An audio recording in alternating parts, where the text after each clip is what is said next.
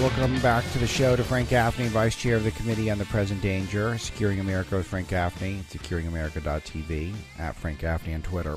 Frank, you make an observation that's very important, which is that Russia and China are going to collaborate. They have been engaging in military cooperation for years, and it's getting accelerated according to recent reports. First of all, there will be people who are skeptical in the audience saying that Russia and China are mortal enemies and they'll never work together. Can you address that first and then tell us about what specifically is happening now? Do we not have Frank? Makes me very sad. I think what's going on, Alex, no, I'm here, is that the Russians and the Chinese have what's called, I guess, a modus vivendi. That is to say, an interim arrangement in which they're going to collaborate against a common foe, meaning us. And while that suggests that they seemingly have lost sight of historic enmities and many, many grievances between them, it's not that they've forgotten all of that. It's just, for the moment, I think they're deciding that this joint venture against the United States warrants their collaboration. And that's bad for us in the meantime. Whether in the end it's going to be really bad for the Russians would be my guess. It remains to be seen. I think you can probably bet on that. But Putin, whether it's just corruption or whether it's figuring that it's not going to go south on his watch, or that the interim benefits warrant the potential future risks, it's hard to say for sure. But the truth of the matter is that we have now two exceedingly dangerous adversaries who have been arming themselves to the teeth, particularly with a vast array of powerful, indeed mind-bogglingly dangerous thermonuclear weaponry. And they feel as though, I think, they have now gotten us where they want us, which is to say, especially under Joe Biden, deeply weakened, compromised, and irresolute, meaning the way is clear. They think they've checkmated us, I think, and the way is now clear for them to act with impunity on a variety of aggressive activities they have in mind. The Chinese seem quite clearly intent on taking Taiwan one way or the other, perhaps invading part of India, and creating really difficult conditions there in Kashmir and the like. The Russians, for their part,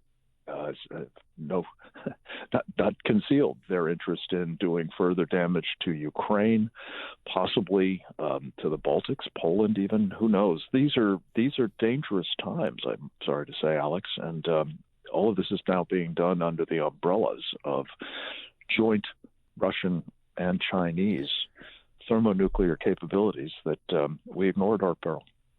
Well, Frank, why do you think in the United States we're of the mindset that it's impossible for Russia and China to work together? Is it just because it would be inconvenient for the Donald Trump as a Russian stooge narrative that the media has pushed on us for over half a decade? And you can't say anything bad about China, as you can't even talk about China as if they're a geopolitical foe in this country, because most of our discussions are controlled by corporate media that loves China. But it is something that it feels so short-sighted, considering we had, very odd alliances as recently as, 80 years ago, World War II. It's where, we were teaming up with the Soviet Union. And then we spent the second half of the century as they were our enemies at that point. So it just seems like we're being naive here, but it's all a design, isn't it? It's all designed to protect China and to keep up the preferred narratives of the establishment. I think a lot of that's going on, Alex. You're right. But we have a tendency, it's called cognitive dissonance, I believe, by the psychiatrists, that you don't see what you don't want to see. And in this case, it reminds me of not so long ago, you may recall, that we were persuading ourselves that in the jihadist movement, those who followed the Shia tradition, notably, promoted by Iran, and those pursuing the Sunni tradition, notably promoted at the time by Saudi Arabia and other Arab states, couldn't possibly make common cause against it. So specifically, Osama bin Laden could not work with the Iranians to our detriment because of those rifts over various tenets of Islam. The reality is people make common cause all the time when they think it's in their short-term interest. And in this case, I don't think there's any doubt about it that we have tended, our elites most especially, Alex, to lowball any possible danger from China. And the idea that the Chinese would make a working partnership, a strategic alliance even, against us with people that they've, again, had, centuries, if not millennia of enmities with, to our great detriment, is just folly of the first order. And again, don't take my word for it. Excuse me. What we've seen the Russians and Chinese doing in a series of exercises they've engaged in over the years, often presided over on the Russian side by Vladimir Putin himself, strategic nuclear exercises, including now with detachments of Russian personnel in China and Chinese personnel in Russia, no less, is modeling how the two countries would collaborate in a strategic nuclear attack against the United States. This is a tell, as they say, in the intelligence business. And again, we can't afford to pretend it isn't happening or continue, as we have been doing, particularly under the Biden team, to refrain from taking steps, long overdue steps, to modernize our own nuclear deterrent forces in the hopes that we can dissuade these guys from thinking they can have their way with us.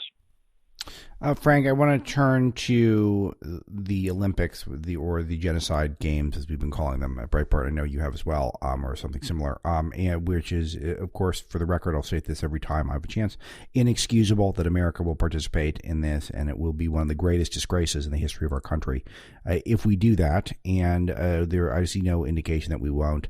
And I'll tell you, Joe Biden said that he is mulling a diplomatic boycott, which means he wouldn't send, American government officials there, but we would still participate. The athletes would participate.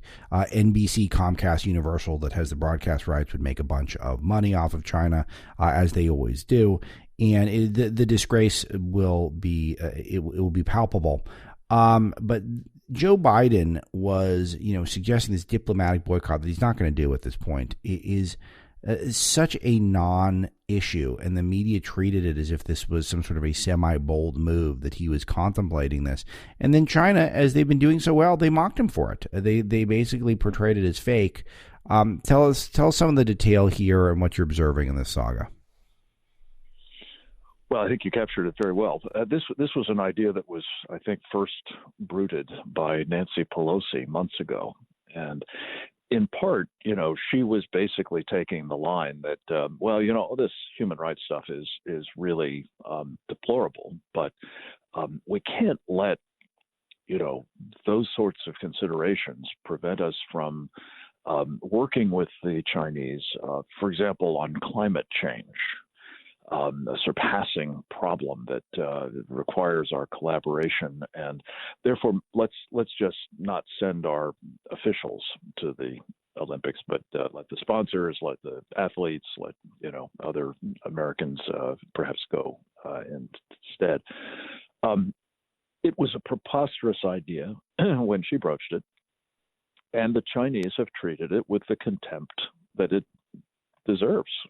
Now that Joe Biden has sort of alluded to it. As you say, I don't think for a moment that he intends to do it, because, again, he and John Kerry and others are intent on actually working with the Chinese and sort of... And not just on a globalist level. Yeah, on a personal level, I documented stories Yeah, how both families are getting rich from Chinese-backed companies. In the top of the show today, I went through a couple examples, and I'm sure there are yeah, many others that we just haven't uncovered yet. you're right. For sure, there are others that we haven't uncovered yet, but you've been doing yeoman's work on this, and it's further documented, of course, by Hunter Biden's laptop, which turns out not to have been Russian disinformation, but a pretty accurate portrayal of what the level of corruption by Joe Biden at the hands of the Chinese Communist Party has been. But my point is this, Alex: the Chinese are engaged in genocide games.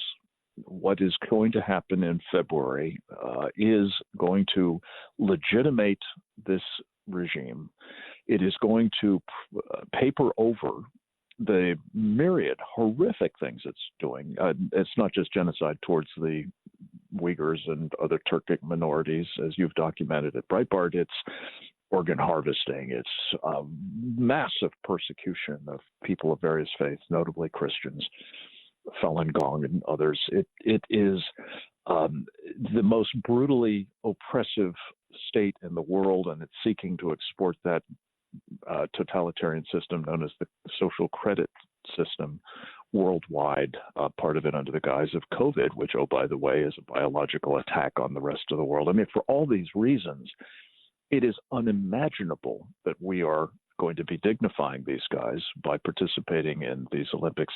And unless we have any, lingering illusion as to how this is going to be interpreted and acted upon by the Chinese, Alex, look no further than how Adolf Hitler used the Olympic Games in Berlin in 1936 to legitimate his regime, to make it into a huge propaganda windfall, and to, translate it into the new confidence that he would be able to act with aggressive, and malevolent intent on not only his own people, notably the Jews, but against, the world.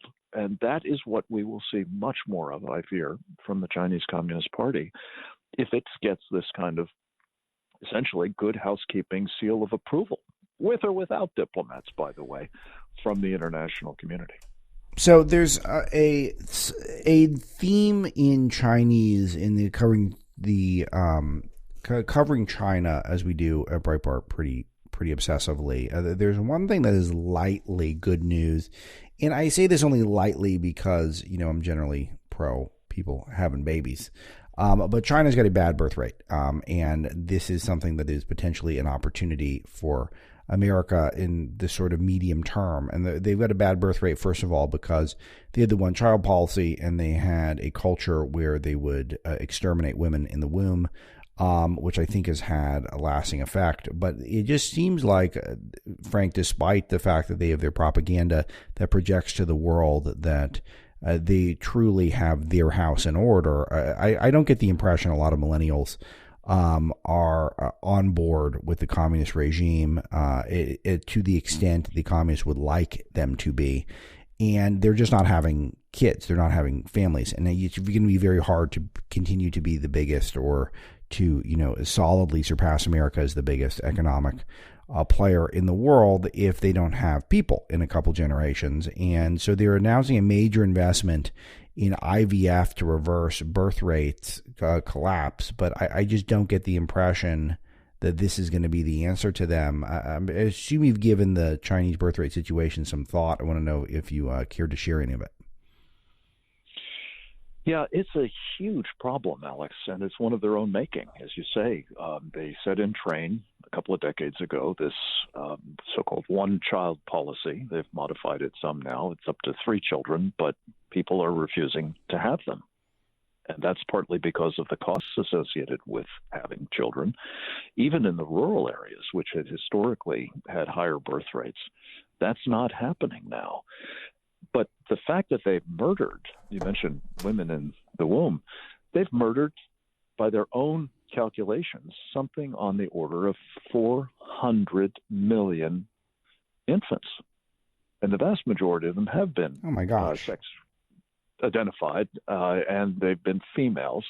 So there are now, by some estimates, 40 million, well, mostly military-age young men for whom there are no women in China, and not much prospect of that improving. I've actually seen some demographic analyses that suggest the Chinese population may be roughly the size of ours in a couple of generations, which is staggering. I mean, we've never seen anything quite like this, down from 1.4 billion. But my point is this, and I think it's yours as well, Alex. There are extraordinary social challenges associated with all of this. You have an aging population that doesn't have the younger generations coming along to pay for its social upkeep. You have, as I say, the likelihood that you're not simply going to have workers to, manufacture your stuff or otherwise maintain your economy. And a lot of this gives rise to pressures that I fear. I mean, you introduced this topic by saying, well, there's good news. Maybe, but there's some bad news, too. If you've got 40 million young men without women, one of the things that I think, especially in a totalitarian system like that of the Chinese Communist Party, you are likely to revert to is what's known as social engineering. You perhaps manufacture an external crisis, an enemy that has to be, attacked in order to rally people around the flag and support the regime, and you take the country to war. And maybe you get your women elsewhere. Maybe you get, the enslaved labor that you need for the future elsewhere. Maybe you actually colonize places. And we've talked about this before, Alex, but I just can't help but bring it up again because it's so important, having been subjected to what I think is unmistakably a biological warfare attack by the Chinese Communist Party. Whether it was intentional or whether it was expedient remains to be determined. But the COVID virus came out of a biological warfare program we are reliably told has as its ultimate objective depopulating places elsewhere so that the Chinese can take them over, including our own country. So this is the kind of regime we're up against. And the people of China, I think, are increasingly unhappy about it. They don't have much alternative, unfortunately, but to be enslaved by it. But it's one of the things, if you're looking for things that we should be about, it should be delegitimating the Chinese Communist Party, supporting the efforts of people in China and from outside China, the exiled Chinese community, which is vast, to work against the Chinese Communist Party. And going to Beijing with the Olympics is just one of the mistakes that we shouldn't be making. Neither should we be underwriting what these guys are doing, which, of course, is something Wall Street continues to do with our money. Yeah, they certainly do. Yeah, you're right on this. And this is all worthwhile. But yeah, and that's why I was kind of reluctant to say it's sort of good news. I mean, it's only good news in the sense that it's not a guarantee that China will just take over the world economically, even though they're certainly on track to do so. But this could be the buzzsaw that slows them down at some point. I got a couple other things I want to bring up. Yeah. One thing that though that you do mention is Dr. Fauci is out there and he is really insisting that the coronavirus came from the bat and the pangolin again. And it's just, again, if you wanted to convince us at this point, Frank, that that's the most likely scenario, and I'm not saying we know conclusively, but it's obviously most likely still have at this point. It's for anyone who's not willfully in denial of this. Why are they sending him out to make the case? He's so not credible. He can't convince one person on this who isn't already a fangirl of his. I just find it so bizarre that they keep putting this guy out there who has no credibility with a huge portion of this country. And he's the one who's now getting back out there and saying it really was the pangolin. Yeah. I can't tell whether they're sending him out or he's just, got his own media machine. Yeah, maybe that's it. Which is constantly giving him platforms. And to your point, Alex, I mean, this is really what is so alarming about all of this is his own agency has documented that he has lied repeatedly about his own involvement in the gain-of-function experimentation that produced this virus. And so for him to continue to be given these platforms and to be continuing to promote this false narrative really just raises the much bigger question, I believe, which is, how can anybody trust him on anything else? Yeah. I mean, all of his advice about these vaccines, all of his advice about, giving them to kids, forcing them upon kids, no less. All of his advice about, whether you can meet for Thanksgiving or you can't and under what circumstances and wearing masks inside it. I mean, it's like there is some kind of dynamic at work here that is completely unmoored from reality. And yet it is able to exercise this kind of domination over us, over public policy, but over, more to the point, our lives, our freedoms. That is insane. Again, not credible, yes, is part of it, but it is now becoming positively, if it hasn't already been, dangerous, I think, and it has to stop. It must. He's got to be removed from these positions of influence and power, and hopefully, from the media platforms that he's incessantly using. And oh, by the way, using to reinforce this idea that the Trusted News Initiative, which you've written about, it can be relied upon as the only source of valid information because it happens to parrot the Fauci line on things, and it suppresses everybody else. I've got doctors, by the legions now who are now being not only suppressed and silenced and unable to, be heard on countervailing narratives, the truth, but they're actually being punished. They're having their licenses removed. They're being forced out of work for simply standing up to what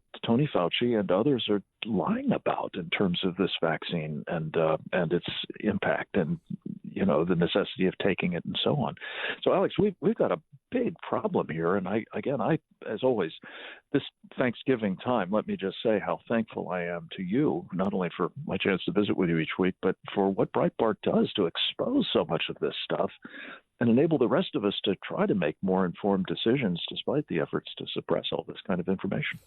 I find it so fascinating. Thank you for that, Frank, by the way. I just find it very fascinating, the whole Fauci news cycle, that they keep acting as though he and the media, that he has any credibility left.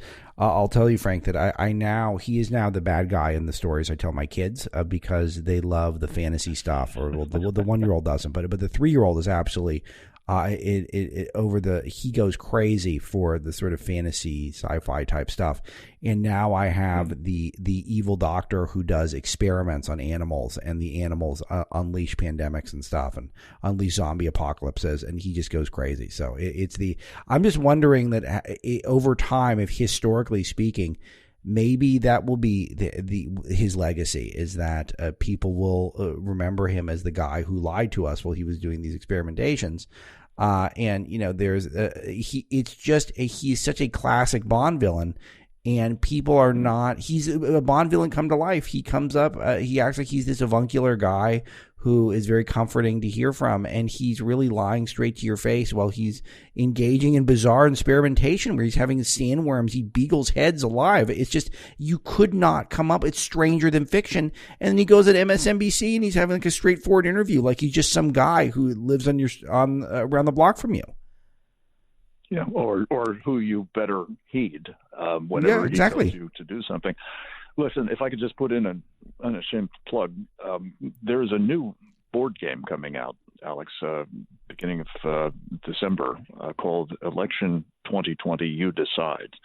One of the principal features of which is that it does a de-gaslighting on all kinds of issues, the election of 2020 not least, of course, but also on Fauci and the COVID-19 scandal. And what's so cool about this is it's a fun game, board game, of course, but it's got some very interesting back-end features, including giving you access in real time through QR codes and the like to the videos and the historical facts about what Tony Fauci has been doing. So you can learn, you can share this information with your friends and family, for that matter, in a fun setting. And I think this is going to be a really, really hot commodity for Christmas and beyond, because it's going to be teaching us the truth that has been so assiduously denied us by the gaslighters and, the liars and the trusted news information networks and the like.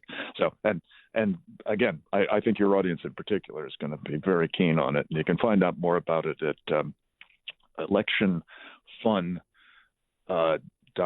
I believe. It's going to be where you can order it for Christmas and beyond. Okay, last one I want to ask you about. It's probably a big topic, but I want to give you a couple minutes to fill us in on what your thinking is. I want to look at Belarus, where there's a migration hybrid war, according to the Polish prime minister, the greatest attempt to destabilize Europe since the Cold War, which is amazing because with these open border policies and the Schengen rules that have been in place for the last couple decades, where basically you had the entire continent flooded with illegal migrants who could roam freely. That seemed like a big threat, but I guess maybe this is worse. What does the Polish prime minister mean by this, and how concerned are you about this? Well, it's worse in the sense that we've seen this movie before, and we've seen particularly how devastating these kinds of immigration flows, essentially in the previous case, engineered by Turkey.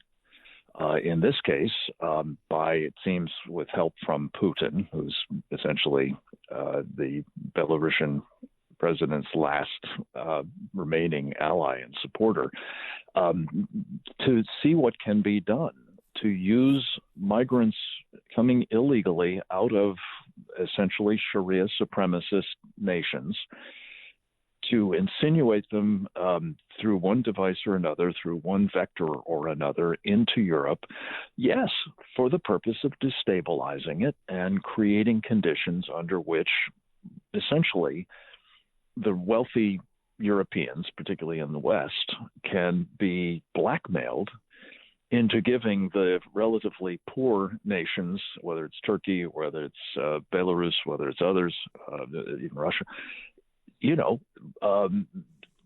ransom payments, basically, to stop this kind of hybrid warfare from being waged against them. And the Poles, God love them, are standing up to it. And I think to varying degrees, they're being backed up in it now, which, of course, wasn't the case with the earlier episode with Turkey. You had Angela Merkel, most especially in Germany, insisting that everybody had to be brought in, as well as paying the blackmail. So I think lessons are being learned. The principal difference here, of course, is that the vector of this attack at the moment is what Don Rumsfeld famously used to call New Europe, not old Europe. And the new Europeans want no part of this, whether it's the Poles or the Hungarians or others. They recognize that this is going to imperil not just their economy and perhaps of public health, but it's going to endanger the character of their countries as well, and they want no part of it. So it behooves all of us, I think, to be helping them hold the line at that border between Poland and Belarus and elsewhere. And one other point that I think you've noted in your reporting here, Alex, is that Putin is also simultaneously playing the energy card to further undermine and destabilize these countries, whether it's Ukraine or Poland or others, at the same time that he's trying to enrich and strengthen his friends in Germany, something that Joe Biden unbelievably made possible by agreeing to the completion of the so-called Nord Stream 2 pipeline from Russia into Germany, meant to bypass Ukraine, meant to bypass Poland, meant to create new dependencies in Western Europe that the Russians can, manipulate to a fairly well, both for the purposes of exploiting Europe, but also for the purposes, I think, of controlling it. A strategic error on Biden's part of the first order, which is all the more remarkable given what he's now doing with our strategic petroleum reserve, wasting it, basically.